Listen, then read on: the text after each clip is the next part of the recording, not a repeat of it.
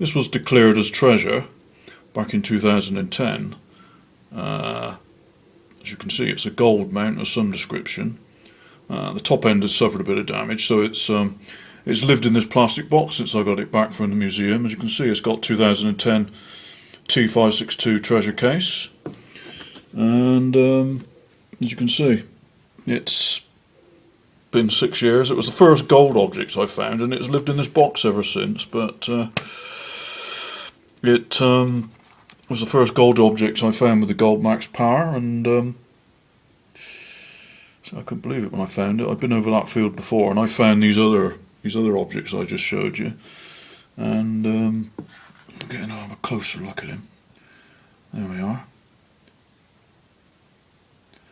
I don't think I've shown it with all the dirt washed off, because obviously when I declared it, I basically dug it up and shoved it in that plastic box, and it went dirt and all to the Old British Museum. They couldn't find a parallel for it, so basically they said to me, well, it could be modern. So eventually I had it back. It was declared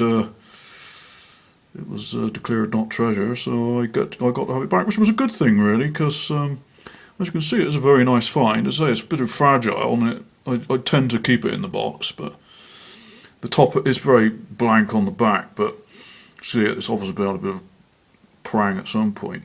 But I believe it's a plaque or a mount that may have lived on a strap end at some point, because if you go to the Ashmolean Museum, they do have something of a very similar nature, and that was dated at Anglo-Saxon 10th, 11th century.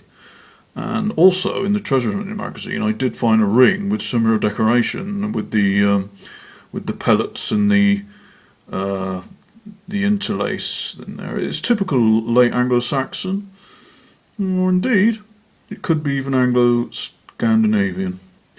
So it's coffin shaped and complete, and I suppose arguably some people say, well, it could possibly be a Roman find, but I don't know. It's a beautiful little object, and as I say, it was the Gold Max power. It cracked it out of the ground. It was like on edge. It was quite a fine sort of gold object, but needless to say, I was chuffed a bit. As you can say, nobody could identify it, so with the advent of YouTube, I resorted to just making a few videos, and hopefully somebody will recognise it for me. See, it was probably pierced in antiquity for later reuse, but originally I do believe it came from a Saxon strap end personally, but as yet to be proven, and if you know any different, please get in touch. Meanwhile, it has to live back in its plastic box.